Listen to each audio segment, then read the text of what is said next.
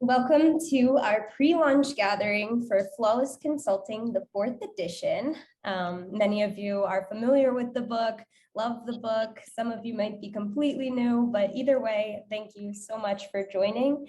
My name is Maya. I work for Design Learning, and it's my very, very immense pleasure today to introduce to you Peter Block and Beverly Crowell, my colleagues and friends, who will be co-hosts for today's call. So without any further ado, before I pass it over, I'm going to just do some quick housekeeping. We will be recording the call. Most of you have probably had to already accept that. And we'll be going in and out of breakout rooms today. So keep an eye out on your invitations to join rooms. And we do ask within those rooms to be participatory and present and listen to all of the wonderful people on this call. So now, without any further ado, I'll pass it to Beverly. Thank you, Maya. And welcome, everyone. It's great to see all these great faces. Thank you, Peter, for joining us. It's a pleasure. We're excited to celebrate with you the release of the 4th edition of Flawless Consulting. Many of you may even have the original edition. I'll be curious to see if anyone can find it and show it. I think I've got the 3rd edition in the back. See, people are already looking on their bookshelves. See how far back we go with these books. Wow. Peter, are you looking at this? We've got several. Yeah. I know, my God. It's amazing. So many of us have the earliest edition of Flawless Consulting. Some of us have Flawless Consulting 3. Some of us may be new to Flawless Consulting altogether. So it's a real pleasure to be here to celebrate with you the 4th edition and also learn a little bit more about what it's all about. So we're going to send everybody off into a breakout group here in just a minute to say hello to each other. But before we do, Peter, is there anything you'd like to say to start our time together? Well, just thank you. Thanks for being here today and every day. And it's I don't know, it's kind of stunning to me. This whole thing began in 1978. I gave a talk and some guy said, you should write a book about that talk. And I said, leave me alone. I'm just learning how to talk. I don't know how to type. And he harangued me, Ray Bard. And finally, he offered me money. As soon as he offered me money, I said, good, I'm an author. And so I was bought into this process. And then the book turned out good. Anyway, so thank you, because your being here means a lot more than just a book celebration. It's a celebration of all that you are doing in the world, or you wouldn't be here. Thanks, Peter. Yeah. So before we begin, we like to start as we do all things with Design Learning and with Peter, which is connecting before we dive into kind of the content. So Maya's going to be sending you off into some breakout rooms, and we'd love for you to have a chat around why it was important for you to be here today. So you're here, we're thankful that you're here. Why was it important for you to be here? So Maya will open up those rooms. We'll see you back here in about 10 minutes, give you a chance to go meet some new friends. I wasn't sure if you were just going to cut us off, but it looks like you're being very polite. Trying to. Welcome back, everyone. All right, welcome back. I hope you had a good opportunity to visit with each other in your breakout rooms. What were some of the things that struck you as you were chatting? Love to hear from just a couple of people. Maybe raise your hand. It's kind of hard. We've got 6 screens in front of me. What was something that struck you as you gathered together in your breakouts? Who's that raising their hand? I'm not sure how to raise a hand. I just know how to talk. Okay, go ahead, Joseph. Wow. So my name is Joe DeFeo, and I was telling the group that I joined this because the only book I ever read on consulting was Flawless Consulting 1. And I found that the 4 folks that were on our little breakout room there all were very passionate about Peter himself in his writing and how personal it was. And my experience as being a 40-year trainer and consultant, every large assignment that was ever successful, it was the only way it was successful. So I think we all have some commonality there. Yes. Wonderful. Thank you. Thanks, Joe. Daniel, how about you? Thank you. Very briefly, I think that there's a broad appreciation for all of the work that that you have produced, Peter, from Flawless Consulting to Community to the rest of your body of work, and I know that that's what drew me in, and that's part of the conversation that we had in our small group. Appreciate your work. Daniel, why does the work matter to you? Thank you. What was it about this work that meant something to you? Well, I can only speak for myself, but I find it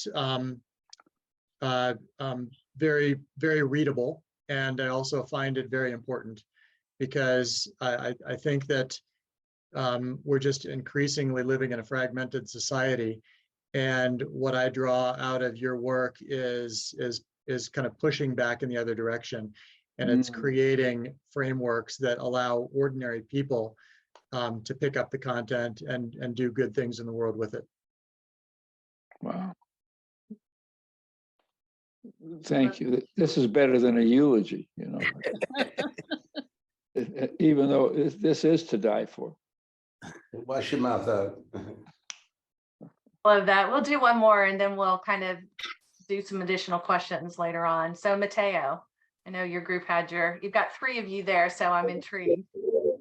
So there's the 3 of us. So first of all, there's an invitation that came out from the conversation. We are in Milan, Italy, and we joined because we have already published Community in Italian, and we want to publish Flawless Consulting in Italian language. Wow. And actually, Community is a book that I use for my teaching at university. Gloria is one of my students.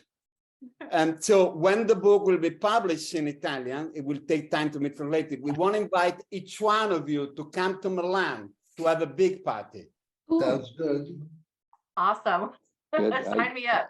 I have to finish this session first, and then I'll get to the airport and come visit.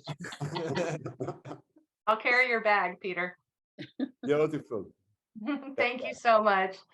Well, thank you everyone for joining. It's a pleasure to see all of these great faces. And I, like you, read Flawless Consulting years ago, had the opportunity to really be changed by it, and then was blessed enough to be invited to be a part of Peter's organization and work with Peter pretty much on a daily basis. So it's always fun when I get the chance to bend his ear a little bit and understand more about Flawless Consulting and where it came from. So Peter, I'm just going to ask you some questions, things I'm kind of nosy about, and maybe others might be as well. As you were thinking about this new version of Flawless Consulting, what's kind of exciting about it for you? Why did you choose to pick up the pen again and invite us back into Flawless? Well, I do it reluctantly. All right. One is I'm always afraid when I have to read a book I wrote again that I will discover how shallow it is, which is how if you write a book, you're up for the imposter syndrome, that that you will now be exposed. And then each time I read it, I think it wasn't so bad, but I never know that. And the other is that for some reason, these ideas have stayed alive. We live in a world that everybody says is a world of change and transformation, and things that matter haven't changed that much. And so to me, it's a chance to affirm once again that how we are together may be the point. And whether we can get together virtually or conveniently or quickly or Twitterly, it doesn't matter. And the other thing is, if you want to keep the publishing industry is weird, because you can't sell a book if it's not fresh. And so the question, I remember when I first wrote the book the first time, they said, "What do you want to call it?" And somebody said, "How about Flawless Consulting?" I said, "That is so arrogant. I'm not going to call my book Flawless Consulting. I'm Mr. My gig is being falsely humble. That's what I do." Okay. And I'm not going to call it Flawless. Let's call it, 6 steps to. And they said, "Peter, And I said, what do you need from a title? And they said, well, you want something that people will reach for, be interested in. And I said, I don't care. We're not going to do Flawless. And they said, Peter, do you want to sell the book? Or do you want to make this a nice little thing you're putting out? And I thought, and I said, screw it. I want to sell the book. Okay, Flawless it is. And so then I rationalize it. I was in the inner game of tennis then. And flawless means you do the best you can. You've done it flawlessly, regardless of how it turns out. And I think that's, so I still live with the title. And so to me, it's just it's a way of reconnecting with you all also. You know, even this session, the small groups is what you come for. And the point of the book is that people come to find each other. They don't come to be with the author. You know, I'm bait. I'm happy to be an excuse. And my experience being here is being with you. You know, how long will I keep talking before I can get back to my small group? You know, you get to listen to me, but I have to. And so it's a mixture of people coming, peers coming together, and all the work I've done. And you use the word ordinary, is for ordinary people to find each other, and that's where they find what they get. And that's what the workshop's about. You know, the Flawless workshop we've done lots of times now, and why Design Learning is still around.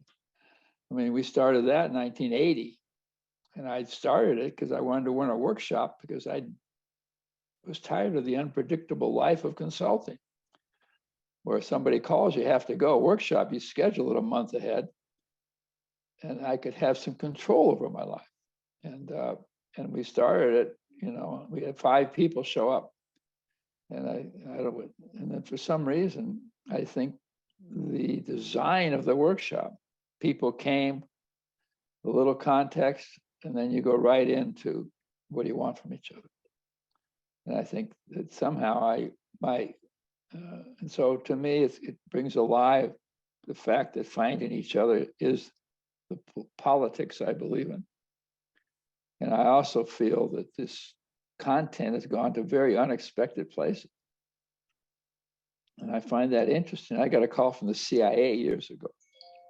So it's not my #1 place to consult with, okay? But every time you get invited from an unexpected place, you show up. You know, God has something in mind for me. Who am I to say no? And so I worked with CIA. I worked with the White House. I worked with Philip Morris selling cigarettes. These are places my friends wouldn't come. We did a workshop with Ken Murphy at Philip Morris. And we said, let's run a workshop and promise people nothing practical will come out of this. Because we were tired of the burdens of practicality and usefulness and steps. And so Ken and I said, let's do that. And so we did it, but we didn't have the nerve to offer it for 2.5 years because we were scared to death that nobody would come. And we finally offered the workshop.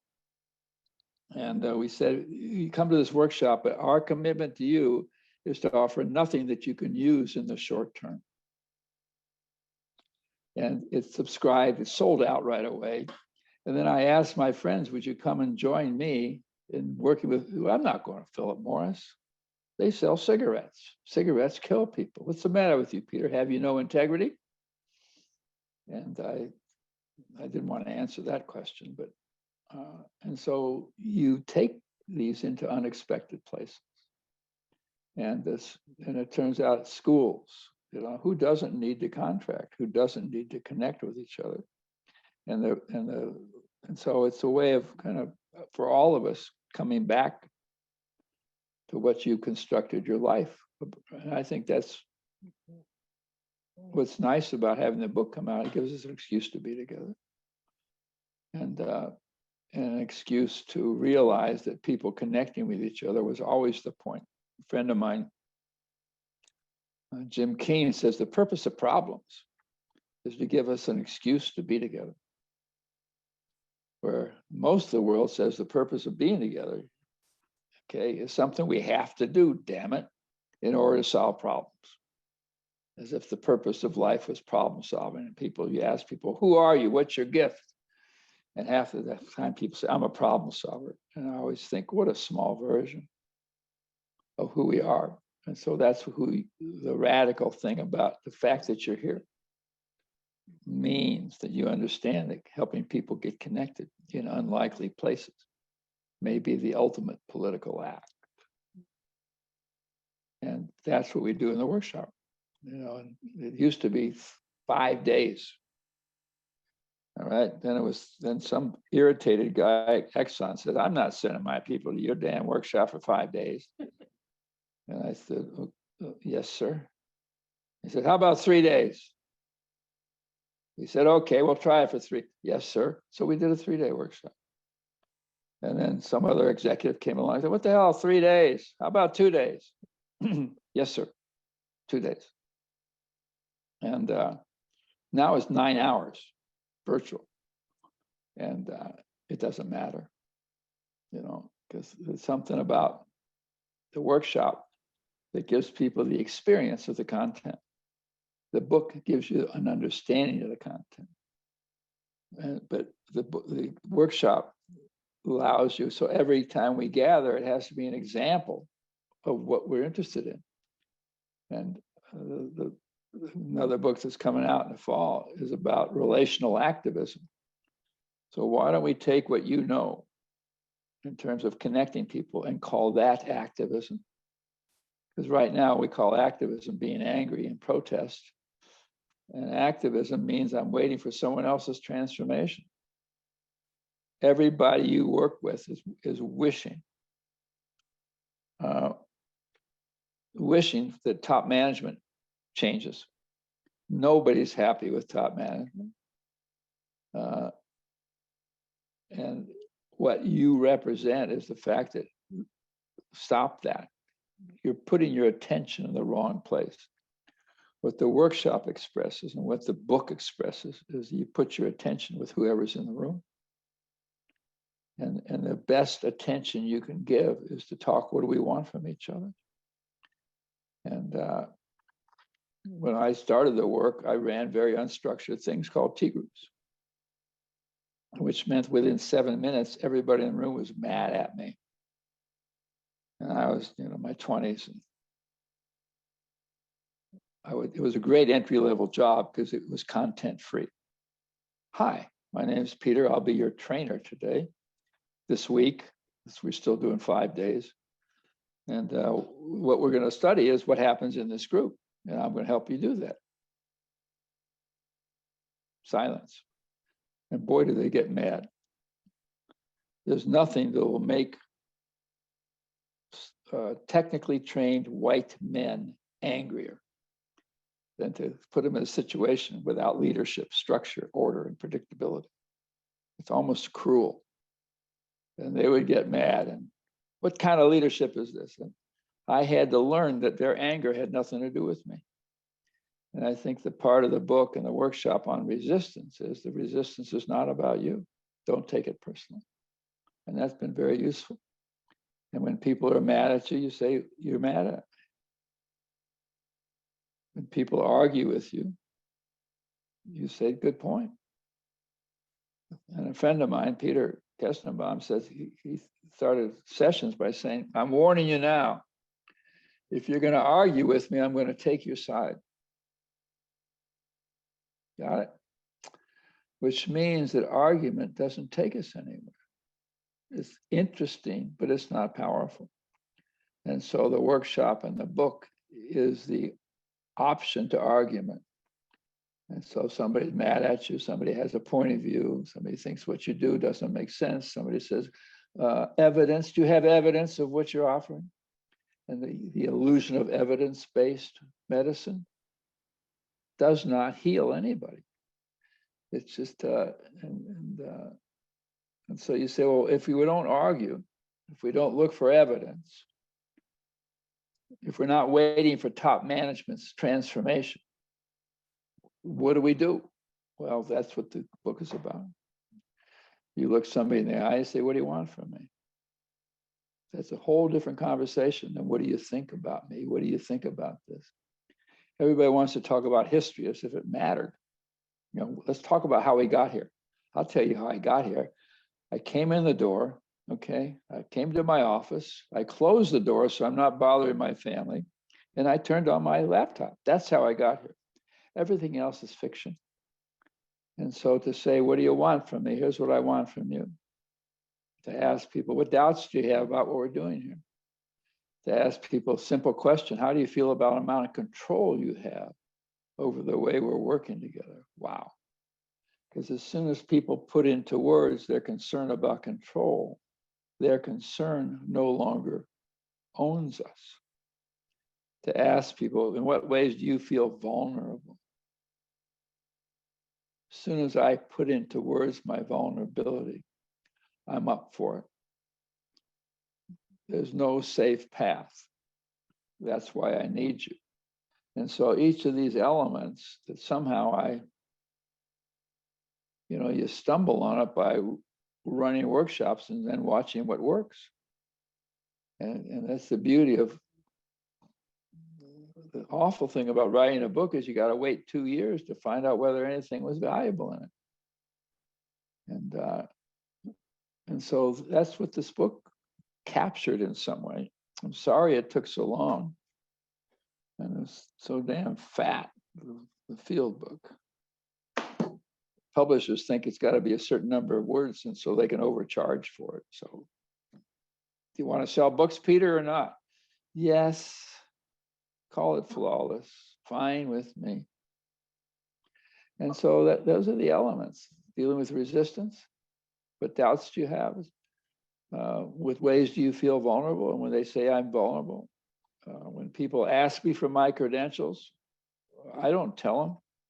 I say, that's a great question. What's your concern about working with me? As soon as they tell me, we ran a consulting business years and years, 4 years ago.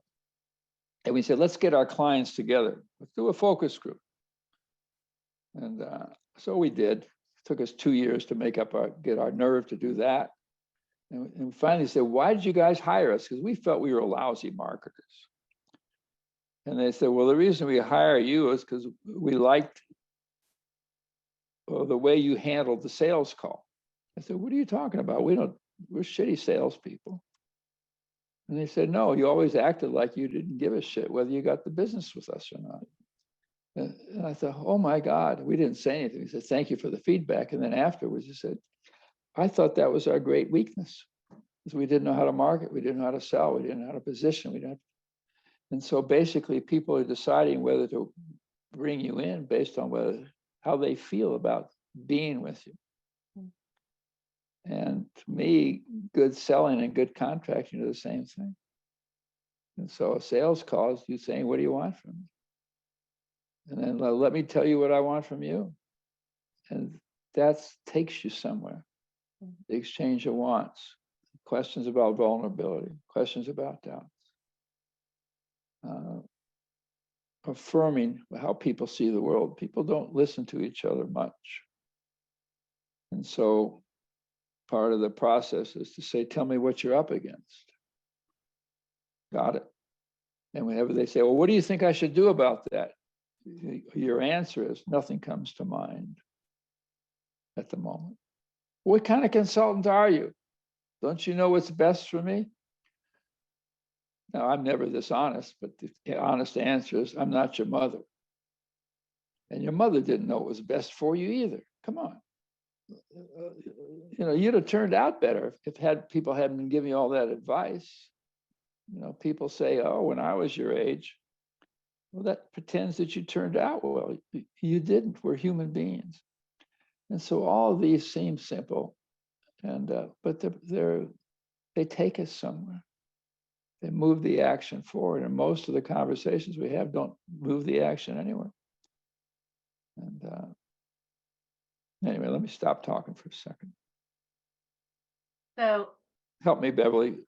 I'm drowning in my own thoughts. Your own thoughts are brilliant. So it's good to be swimming with you. I think the question that I have, and I've seen I've been watching the chat come up, is a couple of things. One, what's different, right? You wrote the book 40 years ago. What's different today as you thought about Flawless 4, what's changed? Okay. And then also, we hear oftentimes, that book's not for me because I'm not a consultant. I know. So how do you answer, what's different, and how do you talk to those folks who don't think they're a quote unquote consultant and may not find value in the content? Wow. What's different? Hopefully nothing that was useful is gone. Okay. And what's different is I begun to believe in these ideas. I'm a slow learner. You only write about things you don't understand. Why would you write a book about something that you're clear about? It's a waste of time. And then we've added depth. We brought in the 6 conversations. The community book was another step in adding more conversations to take us somewhere. And so we introduced some of that. We also said everybody's in a consulting role, because to be a consultant is to have influence over people you don't have control. Well, who is it that you have control over? Tell me again. Your subordinates, really? Inmates run the prison, don't you get that? And so consultant is too small a word to describe what these skills are. But I'm trapped with it, because Flawless Consulting as a title worked.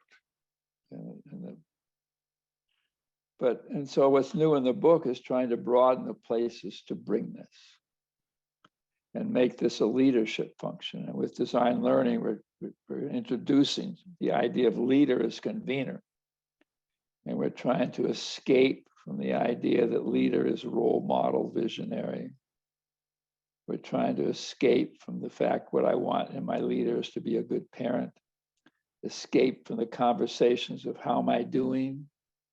Could you give me some feedback? I want 360-degree feedback. Make it anonymous. God forbid anybody should be uncomfortable.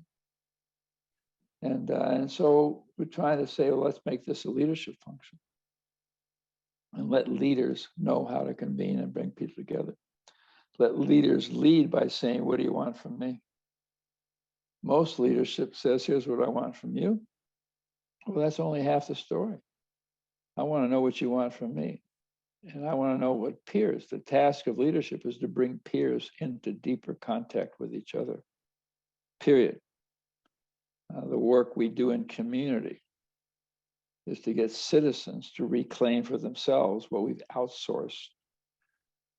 We have a huge safety conversation going on now. And in my view, the Flawless Consulting, the work of design learning, and the work of you and Pepperdine and all the places that brought us together is to realize that citizens are the key to their own safety. The police can't keep me safe. And it's our expectations of that. And doctors can't keep me healthy. That my health is dependent on us consulting flawlessly with each other. If I'm connected to you and 4 other people, and we know what we want from each other, and we can handle each other's resistance, and when we argue, we take each other's side. Okay, the book I've just finished, the working title is We Are Not Divided. I don't buy the world's story that we're polarized. It's a story, and it's a story that sells well. And there's too many things in our world that prosper from polarization. And these ideas and what you're giving your life to, just the fact that you're here, is that you say, I don't want to live in a world that prospers from isolation and competition and polarization. I don't think that's who I am. I don't believe in self-interest. Darwin wrote a book, and what he wrote about was animals that cooperated really did well.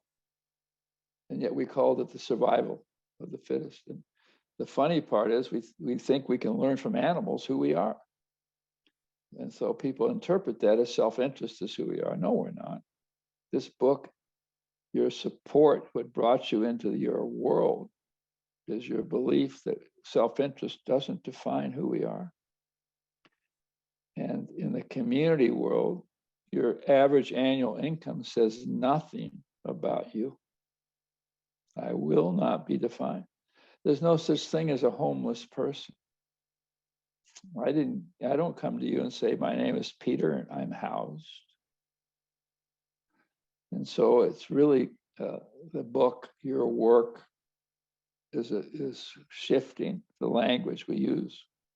And the language is decisive. And that's the work, one way to frame the work in the world is to engage people in a different narrative that will take them somewhere, that will help them find their connection.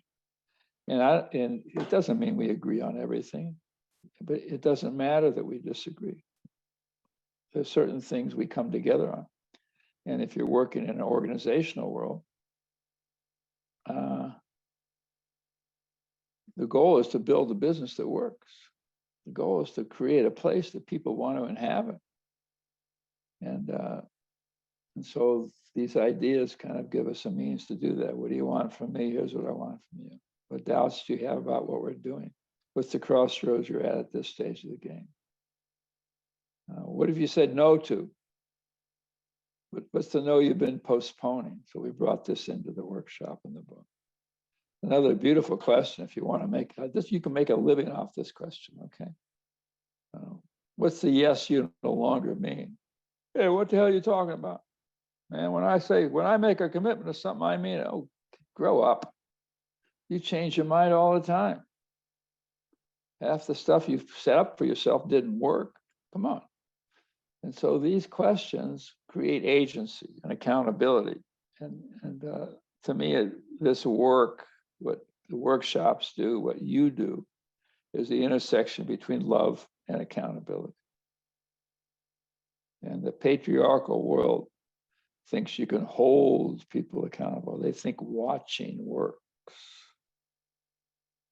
Okay, we think more citizen oversight is going to make the police more effective. Come on, wake up. Oversight, all it does is make people nervous. Being nervous is not a key to high performance.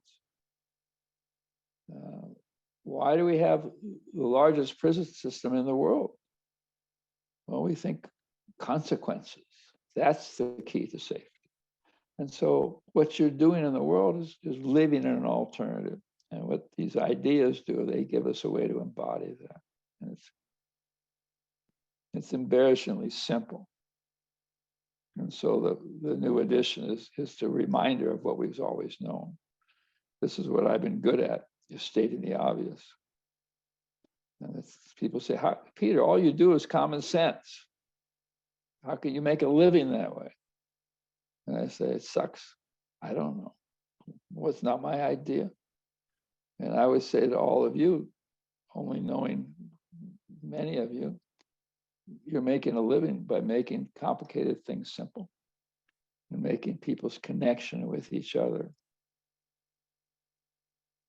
more powerful than we ever imagined. It's not just about getting along and overcoming my loneliness. It's about creating a future. What Pepperdine and what OD and what all the things you do, common sense is uncommon, is to say, well, what do we do to create a future I want to inhabit? That's what we're about. And it's all the conversations we have are the gateway to that future. Even if you lie about a label and say, you want to be a flawless consultant, buy this book. And all I can ask for is your forgiveness for the damn title. And what's awful is the title worked. So everything I believe in about integrity and honesty and realistic expectations, I have much to atone for. Well, I want to kind of go back to what you were talking about around crossroads. So as you think about the book and where we are as a society and the crossroads that we're at within society, and even more specifically in the world of work, shifting more and more towards this virtual landscape, people not returning to the office. How does Flawless help those of us navigate that. The concepts within Flawless help us navigate that.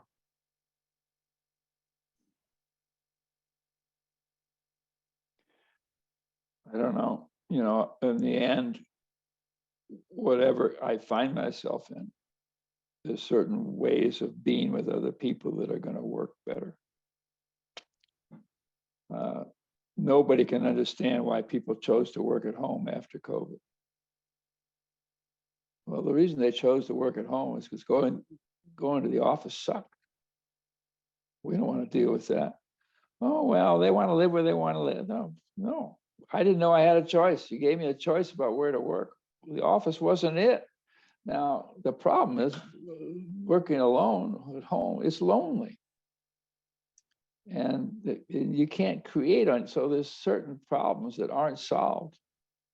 But to me, no matter what the world hands me, this is where Viktor Frankl changed my life in my 20s. He wrote a book called From Death Camp to Existentialism. And in that book, he said, no matter where I found myself, a Jew in a concentration camp, I always had a choice as to what I paid attention to and how I showed up there. And that was life, you know. Now he changed the title. His publisher said, this title isn't working, From Death Camp to Existentialism. I just wrote a book called Confronting Our Freedom, you know, choosing cultures of accountability and whatever. And it turns out I was #1 bestseller in the category of existential philosophy. Now, I only sold 40 copies, but it took me right to the top. And so Viktor Frankl changed the book to Man's Search for Meaning. But the point is that no matter what circumstance, home, away, office, virtual, I'd much rather be in the room with you. Our way of being together is accelerated by a factor of 100 if we're in the room together, because then I know how far I can go with you. And then it doesn't matter though. So now there's only a few things to talk about. It is conversational intelligence, like somebody put. What do you want from me? Here's what I want from you. What doubts do you have about what we're doing? What's the crossroads you're at this stage? What are you up against? What courage is required of you now? What a beautiful question. As soon as you ask me what courage is required of me now, I'm doomed. Because I say, oh, no courage is required. Life is a piece of cake. Everything happens for a reason. Well, even when I say those words, I know it's not true. Because as soon as I leave this conversation, I'll be depressed, just as I was before this conversation. I'll be a human being. And so these very simple, powerful, and you have your own version of these. How do you feel vulnerable? And then gifts, the final step in the process is to say, here's the gift you've given to me. And I need to know what I'm good at. And I can't find out unless you tell me. And we're not used to asking that question. We wait till the end of life. And Myers-Briggs will not tell me. I need you to tell me what I did in this moment that was useful and touched you. And if I don't ask you now, tomorrow's too late. Because then you're relying on your memory of how I touched you, and you've made something up there. And so the gift, so the distance learning, distance living, technology does not solve anything meaningful. It's just convenient. It allows us to greet as people on this call from Italy, for God's sake. The Italians understand that they're important to each other. So they don't show up as individuals, they show up as a threesome. And threesomes are dangerous because they're unstable. Okay. And so there's some values to technology, but it doesn't underneath it all. And part of what the workshop and the stuff does is says, how long does it take to fall in love with somebody? 15 minutes. And that's what blew my mind. I've done this with 50 people, 20 people, 4,000 people. So after a while, I do a keynote. Here's Peter, our keynote speaker. Took me a while to get used to that. And finally, I realized that I was never going to be good as a keynote speaker. And so the way I would live through that was to say to people, if you expect to be inspired and motivated, okay, from my talk, you're going to be sorely disappointed. So I just want to get that out of the way. And then you talk for a little while, and then you say, I'm going to break you into groups of 3. And the world said, I didn't come for that. I know you didn't come for that. You're not meeting my expectations. I know I'm not meeting your expectations. They're too damn low. Okay. Why did you come? Oh, what do you expect? I want to pick up a little tool I can use. Maybe you'll help me tighten a little button on my shirt. That will be helpful. I'd like a technique. Okay, that's too small. Why would I spend an hour? I want my life to change. I want to be affirmed for who I am as a human being. That's what you offer the world. And so we know how to do that quickly. Break them into groups of 3. This is what I'm adding with this version of the book. Breaks them and have them talk about, why was it important for you to be here? And then you say, what crossroads are you at this stage of your life? Well, once I have that conversation with you, how do I stay mad at you? You're no longer a stranger. And if I am in a room of 4,000 people and can get connected to 2 strangers, I'm connected to the other 3,900 in a different way. The room all of a sudden, and I don't have to go around and talk and fall in love with the 4,000 people. I just need to connect with 4. And if I do, in a room, in a context, and so that's what we do in neighborhoods. That's what we do in communities. That's what you're doing in the world, is if you get a small group together, and the message is that I can reclaim for myself what I thought I had to wait for somebody else to provide. And that's the leadership. That's good leadership. That's what you do. And what I blame you for is many of you called yourself facilitators. This is too small a version. You're leaders. You stand in front of a portal that you invite people into. And they said, oh, this connection is nice. Okay, I can live with that, but it's not nice. It's everything. Because without this connection, problem solving is useless. Things don't get built if we're not connected. And AI, I think, it's fun. I want AI to do all of my children's homework, because homework never made sense to me. And school for me was figuring out, what did the teacher want and how do I feed it back in a way that I don't have to learn anything. In the 3rd grade, I was told Peter's a very dependable boy. Mrs. Shea wrote that on my report card. Okay, that was over 70 years ago. I still remember the report card. I know what color it was. And I thought, thank you, God. Now I know what the game is. I have to look as if I'm dependable. And so I learned how to make eye contact. Okay. I learned how to smile. And I learned how to tell and give people back what they thought they wanted from me. And it had nothing to do with learning. So what you're offering, what we're offering, is to say, people, for all the outcomes I want in the world, us getting connected is the key to outcomes, to evidence, to performance, to health. Most of my health is in my hands.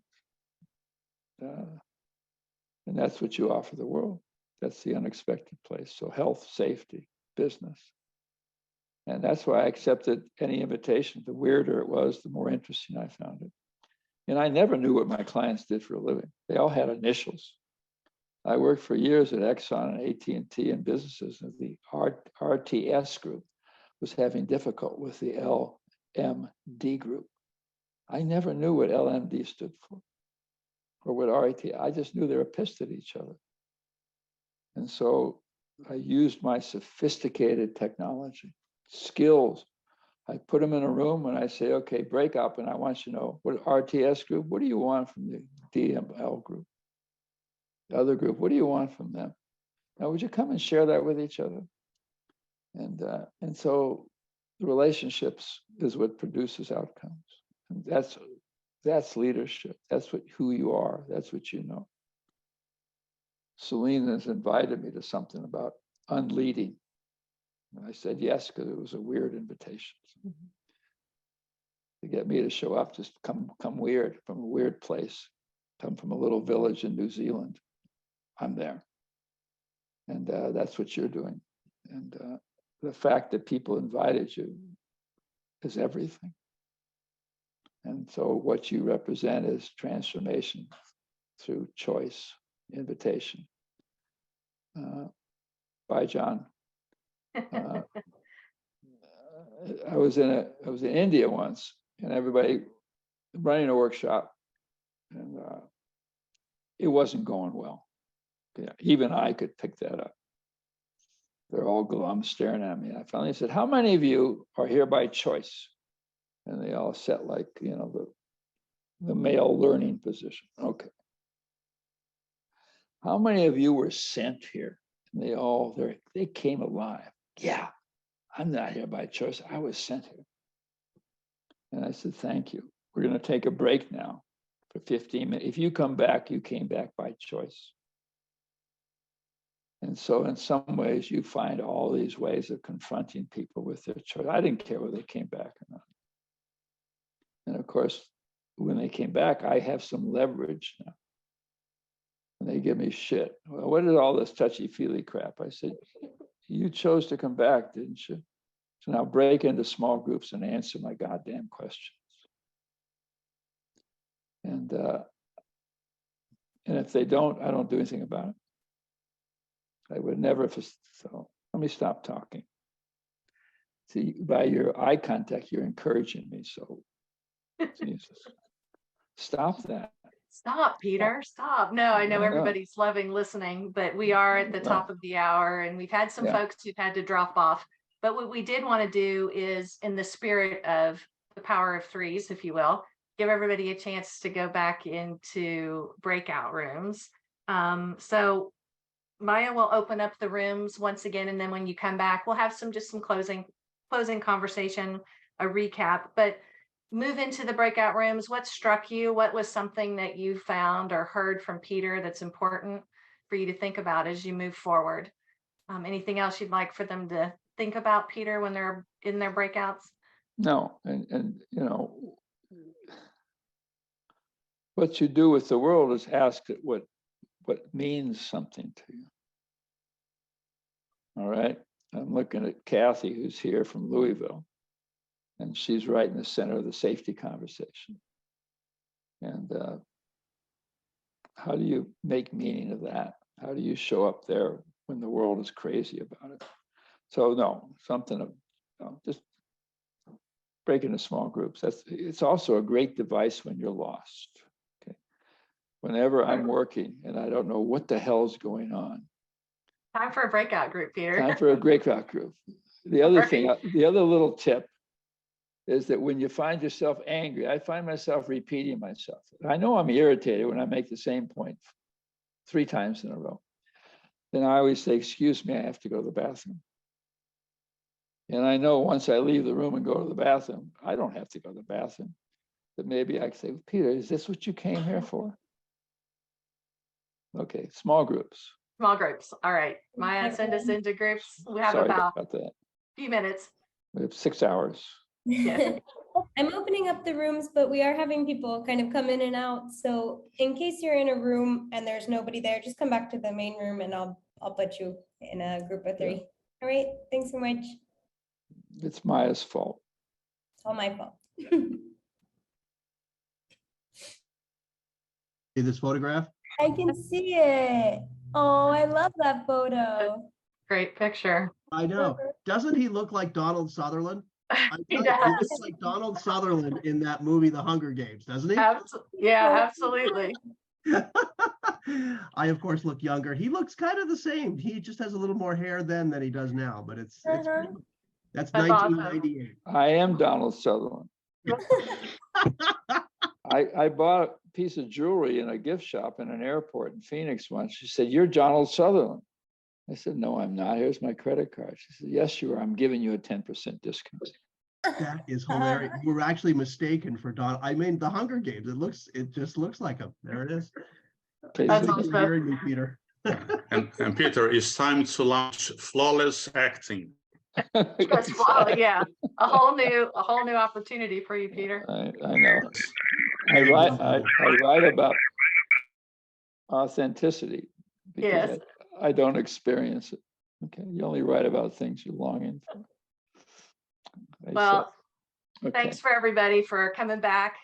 Before we kind of chat about what you discussed, I know that sometimes the logistics, if we wait till the end, can get lost. So we did want to invite all of you to check out, if you haven't done so yet, consider taking a look at Peter's 4th edition. Or if you're interested in one of our workshops, we have a QR code there that will take you to additional information about both of those. We're very excited to continue delivering Peter's work to the world. So if you're interested in learning more, please don't hesitate to reach out. So with that, Maya, if you'd like to go ahead and take that off, we'd love to hear from a couple of you around what struck you in your groups. What was something that you found meaningful that you'll take with you after today's session? We'll look for a couple of, oh, go ahead, Peter. I just want to say that we would love to hear from you of how you're able to take these ideas into a leadership context. Yeah. Because you're all working with leaders, and to me, help us figure out how to make this important as what leaders do. You know, in addition to consultants. Yeah, All absolutely. right, go back to your question, Beverly. You asked So, people what struck them. Anyone, yeah, what struck you? Yeah. What were some things you chatted about in your rooms? Raise your hand and we'll try and get a couple of you on before we close out our time together. Scott. Gonna say that our group continued the same personal connection after Peter spoke that we had beginning, except I think we all feel even more comfortable knowing that the things that we're doing are on the right path. And we validated some of those things by listening to the Peter speak today. I'm thankful for the opportunity to participate. Thank you, Joseph. What is it about my speaking that's validating? Well, I think same thing with the first book. I was a young consultant trainer, and I was amongst a bunch of very senior people. I worked for a very prominent expert named Dr. Joseph Juran. And I had to do something different than these other folks if I wanted to make a living in this company. And so I started becoming very close to the clients and understanding what they were up against. And the services we offered just became easier to sell. And so I found that the things I was doing were validated by your book. And then, of course, I improved my techniques based on some of the things that you had.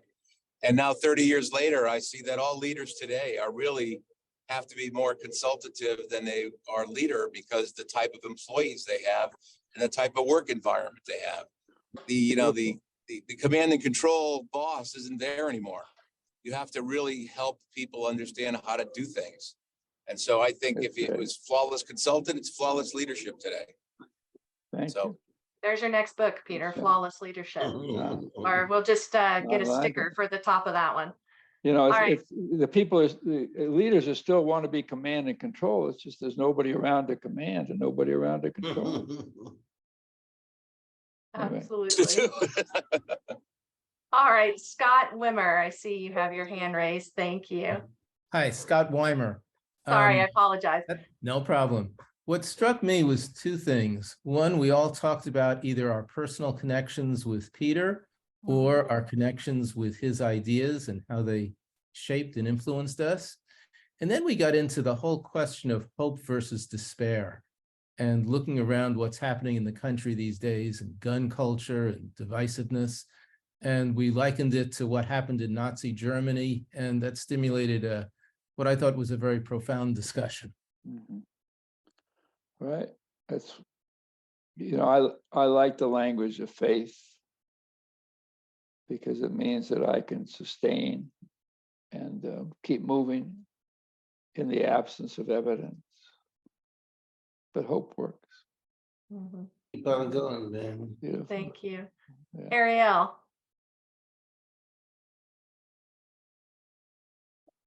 There Hi, you go. Peter. Hello, my Um, friend. Yeah, it was so lucky for me to be on a call with you twice this week. I know. I was just sharing with the group, like, that really the magic and the blessing that we receive in spaces is it is your content, and it is like your, I don't know, unconventional approach to just being real that I've always admired. But it's also like who you are as a human. And just in the calls that I've been in your presence on this week, just hearing your stories and your reflections on your life is equally or even more valuable to the new content. And it's just like you have a following and you have a presence and people and you have insight in terms of how you reflect and how you share and how you speak your stories. And I think people just really appreciate that. And just you being you know, and it inspires all of us to just be us too. Thank you, Ariel. I love your haircut here too. It looks like you're in a permanent windstorm. Yes. I'm going to try that. Let this go. Thanks, Ariel. Hi, is it Evaner Scott? Yes, it's Evaner. Good Hi. morning. Good morning, afternoon. afternoon, wherever you are. Yes. You know what struck me, and to answer how I would answer your question, Peter, about what is it about you? I come from the Navajo Nation here in Arizona. You remind me of my grandpa who lived to be 104 years old. When he was in his late 90s, he told me, "Grandson, don't ever stop learning." I'm still learning about life, he says. And you're the epitome of that, and how your humility comes across and saying, I don't know it all, but no one's as smart as all of us, right? Let's put our heads together and figure this out together and know that we'll never figure it out. We're always searching for wisdom, for knowledge. And that's kind of how I see what you're leading here, Peter. So thank you. Thank you, Evan. Oh. Thank you. It's healing for me to be reminded of that. And it was your grandfather? Yeah, God bless him. Some people want to live forever. I'm not burdened with that longing. Then when I'm ashamed that he lived to be 104, so why am I ready to check out? So I'll think about that too. Yeah, it's not time yet. Lisa Thomas, I see your hand is raised. Hi, I have to say that at this time of the day, I had a couple of other meetings I was supposed to go to. So I had to make a choice as to which one, and I made the right choice. And you blew it? No, I made the right choice. The words that you used today, Peter, have done so much for me because I like to learn. It has to be engaging. It has to give me some context. It has to give me some value. Other than that, I can't stay engaged. I have to go and do something else. And you have put into words so many things that I have not been able to qualify for myself. I can speak and talk to people. I like teaching, and that's how I make my money right now, is teaching, because the engagement is not there, the thinking is not there, the facilitating of the coming together of people to make their existence better is not there unless I'm working with my students, my doctoral students, and my thesis students. But I'm trying to find my way, because I want to take the academia and put it to the side. I want to help people to have better lives and better existence. And you have given me some things that have been swirling in my head that I could not put into place. Thank you. Yes, I have the books, and that's great to have the content and the context and all of that. But when you come and put it into words and make it real and make it plain. Something that you said, what did I do good for you? Or what did I do good? That phenomenal, because yes, I need to know. If I knew all of my strengths, I'd be fantastic. I don't know them all, but I know I'm good at some things, but I need the person who I'm giving it to tell me that. Exactly. Over and over and over again. That is my payment. That's that gratification that I need to continue that. And I would love. I'm going. And the rooms that you're in, Lisa.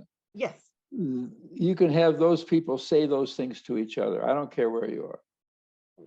Okay, I gave a sermon in a Christian church once. I've said this before. And I broke them into small groups. And I was nervous as hell. You know, you don't give sermons by breaking people into small groups, but I said, screw it. And I did, and it was fine. And they stood up, you know, what kind of sermon is this? Exactly. And so no matter where you are in academia, you always have a choice as to what to do with the room. Now, you're likely to get fired, but get fired for the right reason. You'll get fired no matter what you do. A Black woman in academia, come on. Yes, Black women in academia, PhD. PhD, I know, we forgive you for the PhD, the rest is a blessing. Anyway, I'm playing with you. Thank you. Thank you. Thank you. Thank you, Lisa. We'll do one last one, James. Real quick, we have just a couple minutes left. Love to hear from you, James. Yeah, thank you. Pleasure to be here, and thanks for having us. In our breakout room with Bill, it reminded me of what my friends were telling me in teaching my child, who you're being speaks so loudly, I can't hear what you're saying. And, the notion of leadership and human beings versus human doings, and the authenticity with which we lead and care for one another. And all of these concepts came back to me. And Scott Peck talking about, before we solve our problems, we have to become a community, whereas people think about it the other way around. You got to solve all the problems before you can come together. So thank you for the reminders. Thank you. Thanks, James. Thank you, James. All right. Well, we've come to the end of our time together, unfortunately. I know this is the hard part, saying goodbye for now anyway. So thank you all for joining us. Thank you, Peter, for spending time with us today. Any final words you'd like to share before we close out our session? I'm not ready to end this. I'm getting irritated. So many of you I have such a memory of and an affection for that. Thank you. It means a lot, you know. And it's nice to realize that we're not crazy and we're not alone. That's what your process means to the world. Yes. And we need to be together like this to be reminded, because the culture in the larger world is, the onslaught is, it's unrelenting. And anyway, thanks, Sam and Nan. This was wonderful, Peter. Was it? Thank you, everyone. Murray, to see you. Oh my God, what a blessing. Thank you. All right. Thank you, everyone. We'll stick around for a minute or two for those of you who may want to just can't leave yet. But for those of you, for those of you who must leave, know that we'll be sending a follow-on email with a recording to the session today, in case you were unable to capture all those great notes. And we look forward to seeing you and hearing from all of you soon. So thank you for joining us. Thank you. Thank you. And thank you, Maya, for all your work, facilitating the producing. Thank you, everyone. So great to see you again, Peter. Thank you, everyone. Yeah. Great to see everyone. Thank you, Peter. Yeah, thanks, Blessings, Beth. Peter. All the Thank best. you. Great idea. Thanks, Peter. Fun. Bye-bye. Murray. Thank you. Thank you, Peter. Yeah. Murray used to invite me to an Italian restaurant in the West Village. It spoiled me for life. Cent'anni. Yeah, it's closed now, right? It's not, well, the Spell it for me. The original, 100 years, CENTE, and then something like that. It means 100 years. And so to have to have dinner with Murray, you walk in and the owner comes up and says, "Is there anything you're allergic to or don't like?" And I said, "No." He said, "Thank you." And then he decided what we ate that night. Well, Peter, Julio's is still open in Brooklyn. I'm gonna be there next week. Okay, damn it. If you want to meet. Julio's. Gargiulios, Gargiulios, I guess. Where in Brooklyn? Coney Island, of course. It's been there, well, the restaurant's been there 100 years. The current owner's only been there 50. Nice to be with a peer group. Peter, may I ask another question, please? Of course, please. First of all, thank you. This was amazing and wonderful, and I really enjoyed it. I'm just wondering if you could share some of your influences and what brought you to this point in your life. I don't know. You run across people, and sometimes it's a sentence or a moment, and you know you can't go back. And I was in Gestalt therapy, and this guy sat me down and said, "Peter, how do you feel?" And I told him. He said, "Now how do you feel?" I told him, "Now how do you feel? Now how do you feel?" And he told me everything else. I was just playing with myself. And so that's the basis of this book. But he said, "How do you?" And I said to a friend once, "I made a living on asking two questions: how do you feel and what do you want?" And Tim said, "What else is there?" So that was one. Tim Galway in a game of tennis taught me about learning versus teaching. Peter Kestenbaum gave a talk in Stockholm when I was 40 years old. And he taught me that there was nothing wrong with me. I was just human. Now it took me 20 minutes listening to him to get the fact that something had shifted in me. And then it took me 10 years to know what the hell he was talking about. But I don't know, you just run across people and they give you a sentence or a phrase. Walter Brueggemann told me, he's an Old Testament scholar, and he told me that he reminded me that I was a Jew and I had a memory. And Jesus. And, so you all have your people, but these people said something that I was ready for. And every 6 or 7 years, I run across somebody who's given me a sentence.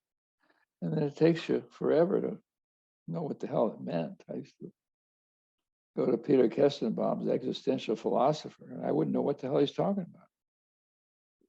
And then he'd give me a sentence. He would say, "Well, if you argue with me, I'm telling you now, I'm going to take your side." Let me share 30 seconds when I was talking to Peter F. Drucker, and I said, "I've been very lucky, Peter." And he says, "You have been ready when the court opportunity came along." Exactly. I forget that. I try to share that with people because there is such a thing as luck, but you have to be ready. I don't feel luck. I know. You're right. I agree with you, Murray. And my mistakes have been when I said no to an invitation that scared me. I got called by NBC once to be on the morning Today Show. Oh, really? And I said, "I'm busy." Scared the shit out of me. Yeah. And that was the dumbest thing. I should have gone there and been scared. And then I got invited to be on the Today Show in India. Really? Yeah. And it was fine. It didn't mean anything. It's just I didn't say no. And so I wasn't ready when other thoughts. Everybody say something. Especially if what you have to say is meaningless. I have something Hi, Bill. meaningless. Yeah. We're going to be together soon, aren't we? That's nice to right. see your face. It's so nice to see your face. As I listen to you, I think about things I've learned and people who've influenced me, and I immediately was drawn to the figures that are behind you on that shelf. And I'm curious what those mean to you and exactly if they relate to what you're sharing with us today. Well, art is the only thing that matters to me. The only thing I spend money on. And many of my, and it doesn't matter what it is. You know, it's a Chinese horse. It's a guy who wrote in Native American art. It's always, but well, half my regrets are art I didn't have the courage to buy. I was once in a thing, in a art gallery, working with a group of clients. And this thing, I saw this sculpture and I fell in love with it. And I was too embarrassed to like art with business people. Okay. So I didn't buy it. I was pissed off for 30 fucking years. So finally, I bought it. Okay, it's a sculpture. See it? And it was healing for me to buy it. I way overpaid for it, but I did anyway. But of course, it means something. I don't know what it means other than I thank you. Thanks, Bill. Other thoughts? Say Hey, something. Peter. What? Peter, it's Janice. Yeah. Janice, oh my God, Janice did the illustrations in Flawless. Hello, don't be a stranger. What do you mean? I call you every 20 to 25 years. What do you mean, stranger? And Marie, I met you in a workshop, I think in New Jersey. I forget what it was called, but Probably consulting skills. what's that? Probably on consulting. Murray was a friend then. No, He was- no, Doesn't matter. it was with a doctor and a, Okay. yeah, it was an experiment. Anyway, love to hear from you sometime. Okay, let's talk. Yeah. Yeah, I didn't know this was happening, that the 4th edition, until I, by mistake, sent Maggie an email meant for a friend of mine, Maggie. And she wrote back, this is first of the year, and said, oh, this is Peter Block, Maggie. And guess what? There's going to be a 4th edition. So I'll have to get a copy. Yes, she will. Yeah. Maybe we'll send you one. Who knows? Oh, hey, sign it. Anyway, Janice is an artist and she did all the illustrations the first time around. It was the only real life there was in the book. Thanks, Janice. And the 3rd time around. I know. Yeah, I miss you. Me too. Hey, Peter, this is Sam Gonzalez. How you doing? Good. Hi, Sam. Yeah. I just remember the day before 9/11, I was sitting down with you because we were at the Flawless Consulting 1. Yeah, in Red Bank, New Jersey. Yeah, I remember you having a scotch that night. And I was a little jealous because I said, if I drink a scotch, I won't be able to get up in the morning. But, you know, couple of things that really resonated with me today. It's like, you know, like everybody's saying, is the reminders of the things that we learned from you. And then we stopped using it. And part of that is because I think we face so much resistance sometimes, and we kind of get caught up and we forget about what it is we should be focusing on and get out of our head. But 2 things that I took away, which are going to be really helpful because I'm having some issues with my son, who's 29. And that is, how do you feel and what do you want? Exactly.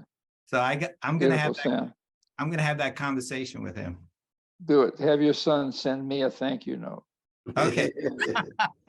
I will. And stop thinking you know what's best for him, for God's sake. No, I don't. I don't. I'm trying to get him to think about what's best for him. I know, but listen to how you're talking. I'm trying to get him. So anytime you put get in a sentence, you got something in mind for another human being. Well, yeah, I hear you. You're guilty, Sam. You're guilty. Okay. Okay, I You're agree a with jury you. of your peers. I agree with you. Okay, now you're innocent. Thank you. Thanks, Sam. Delightful. Delightful. I so appreciated this time, Peter, and not surprisingly, both of the breakout groups had delightful serendipity. I think Maya, you were saying it or quoting someone saying serendipity is only serendipity if you notice it. but so Janice and I, your illustrator, were in the first group, and wow. if I were to answer one of your questions of what is the crossroads I find myself at this time, one of the crossroads I find myself at is illustrating a book that I've written, even though I don't think of myself or have not yet previously thought of myself as an illustrator. And Janice was saying, "Oh, I'm not an illustrator. I just like had these drawings kind of appear, these figures appear." So, so just like this opportunity to like stop saying I'm not an illustrator, but just like, yes, I am, you know, I have created this work and I'm bringing it into form in lots of different ways. So, yeah, that's been really affirming. And then Lee was in my other group, and I told him I lived in Sonoma County, and he was like, "Oh, do you know Norbaum Road and the Sam Keen and the trapeze rig that he has up there?" So I have some friends up here that are connected with Sam, which I haven't yet connected with him. So anyway, I have my encouragement and like feel like there's a lot of both trickster energy always with you, and married with the you know, the wisdom and the courage. So just delighted, grateful. Thanks, man. Peter? Yes. Doug Wood from Muskegon. Just I Doug. to share something with you that in our local climate action group is just completing a month of reading the book Braiding Sweetgrass. Yes, it's awesome. Yes, and love it. I just wanted to share with you how much I enjoyed encountering you and John McKnight and the whole abundant community piece within the narrative of that book, and certainly the discussions I was able to lead afterwards, or be a part of. I you know, you think you're leading, but you just wind up being immersed in the conversation. But using, you know, some of those questions from the 6 conversations have been very helpful in bringing people out of, you know, spots where they're not used to being, they're not used to sharing. So it was just a very nice connection. So thank you. Thanks, Doug. You've always brought these ideas powerfully into the world. And I'll read Sweetgrass again. And you're a convener. That's what braiding means. Anybody else like to say something? Hi, Peter. It's Tom Klein. I've never encountered you before. And I think I quit bragging. I didn't buy the book because of the title. It just didn't address me. And I feel sad my kind of guy. I feel sad about that. I had no idea what was behind it. And, you know, you said, you know, sometimes you run into somebody and they just, you know, they flip a switch in you. Yeah. And I think I'm just noticing, I think you're one of those people for me right now. That's just wonderful. Thank you, Tom. Yeah. Something got you here today. You transcended the awful book title. I'll read the books now. I love to read. I'm going to read all your books now. Thanks, Tom. Thank you. Oh, thank you, Tom. Thanks for saying something. All right, Peter. Well, I do think we're about that time when we have to wrap up. Yeah. Water cooler over. Water cooler's over, but thank you all for joining us and sticking around. It was great seeing all of you. Thank you, Peter. Thank you all. Thank you all. Take care. Thank you. Take care, everyone. Thank you. Bye-bye. There is a God. Bye. Peace. Yes. Lots of love. Yeah. Thanks, Kate. Grazie. Oh, I'm on my way. My bags are packed. I'm ready to go. That's right. We'll let you know when we publish it. Let me know if you want me to do something with you on video, on virtual. Happy to do it. We'll be delighted. Except you'll probably do it in Italian, but that's okay. I don't know what people are talking about. No, that's perfectly fine. That's perfectly fine. Happy to do it, Pietro. Thank you, Peter. A great name, by the way. I know it's a huge burden, though. on this, I will build my rock. You know. Oh man, we've been responsible all our lives, but we'll get over it. Bye. Thank you. Bye-bye, everyone. You've done a great job. Bye, Becca. Thank you. Thank you, Becca. Glad you're here. Thanks for the song too. All right. Thanks, Peter. Thank you, Maya. Yeah, Great just job, that. everyone. Bye, thank you. All righty. All Bye-bye. right. Bye, Bye. y'all.